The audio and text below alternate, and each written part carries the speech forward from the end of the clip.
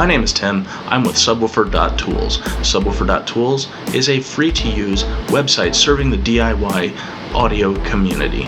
I'm new to this whole YouTube thing, so if you guys could correct me in the comments, that'd be great. Thanks. Okay, in this video, we're going to go over what you need to know to make a good decision with your subwoofer enclosure. Do you have your own driver, or are you trying to make a purchase decision? And that's what we're going to go over. Does this driver work in a ported enclosure or a sealed enclosure? Or I want to build a ported or sealed enclosure. What do I need to know in order to make that particular correct choice? Well, that's pretty easy. We're going to go ahead and use two different pieces of information that come on the spec sheet with your subwoofer driver. We're going to use those to come up with what's called the efficiency bandwidth product. Now, I'm going to go ahead and let everybody in on a little secret. If your efficiency bandwidth product is over 50, it works in a ported enclosure. If your efficiency bandwidth product is below 100, it works well in a sealed enclosure. And guess what? If the efficiency bandwidth product is between 50 and 100, that driver works in either enclosure type.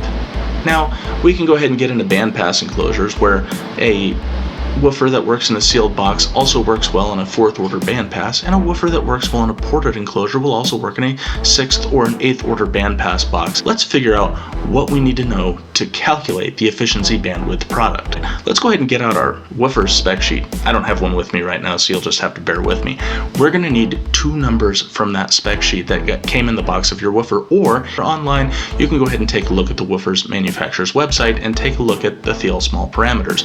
We want FS and we want QES. And what we're going to do there is divide FS by QES and arrive at the efficiency bandwidth product. FS is the woofer's resonating frequency.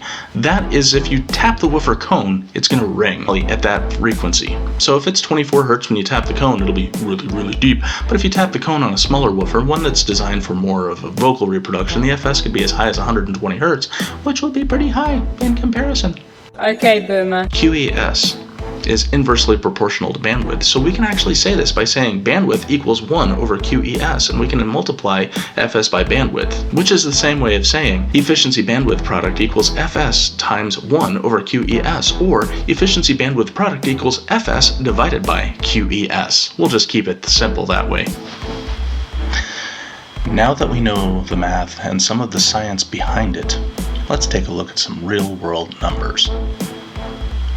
Looking at a DS18 EXL-X12.2D, we know the FS is 50 and the QES is 0.448.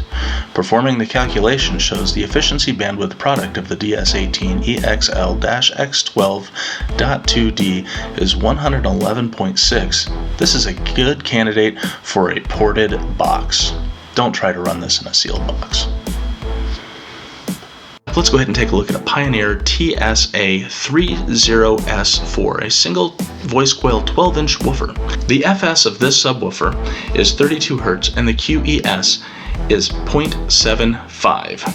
This makes it a prime candidate for a sealed enclosure because the efficiency bandwidth product of this driver is only 43.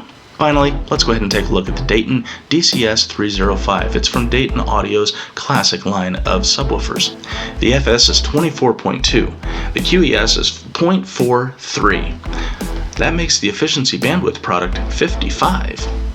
That means we can use this driver in either a sealed enclosure or a ported enclosure, and it'll perform well either way. Alright, well, thank you for watching my first YouTube video. If you liked what you saw, please go down below and hit that like button and give me a subscribe. I could really use the help here because I want to help everybody make the best subwoofer that they possibly can. And if you'd like, go ahead and visit my spring store and get a really cool shirt like this. Thanks a lot.